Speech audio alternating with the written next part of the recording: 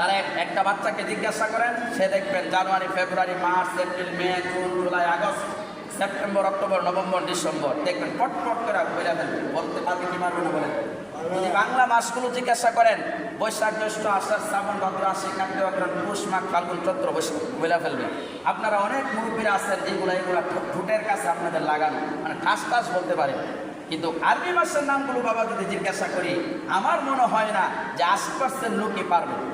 20% লোক তো পারবেন না, 80% 100% লোক থেকে 80% লোকই ফেল যাবে, যে আরবি মাসের নামগুলো বলতে পারবেন। অথচ এই আরবি মাসের নামগুলো জানা ইসলামের মুসলমান হিসাবে আমার আপনার দায়িত্ব আছে না নাই? কিন্তু আমরা যেগুলো জানা দরকার বাবা সেগুলো জানি না, যেগুলো জানা দরকার সেগুলো জানি না।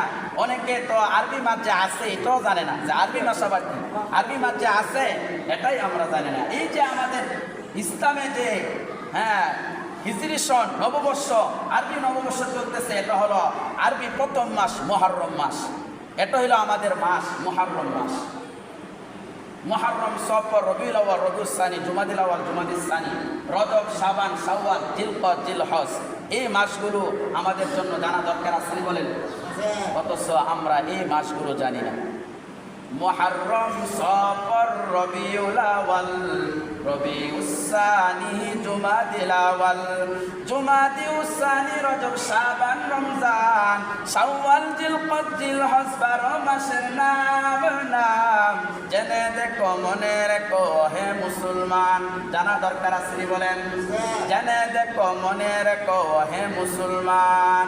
আদম থেকে নূহ নবী, নূহ থেকে ঈসা নবী, সব নবীর সেরা আমার নবীর নাম, ঠিক কিনা বলেন? সব নবীর সেরা আমার নবীর নাম জেনে দেখো মনে রেখো হে মুসলমান।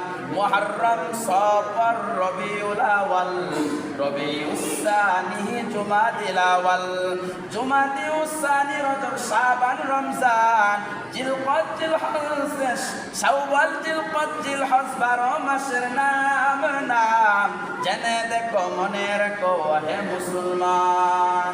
এই দুনিয়ায় আছে যত মুমিন মুসলমান আছে তত, পাক পাঞ্জাতন ইমানের মান জেনে দেখো মনে রেখো হে মুসলমান।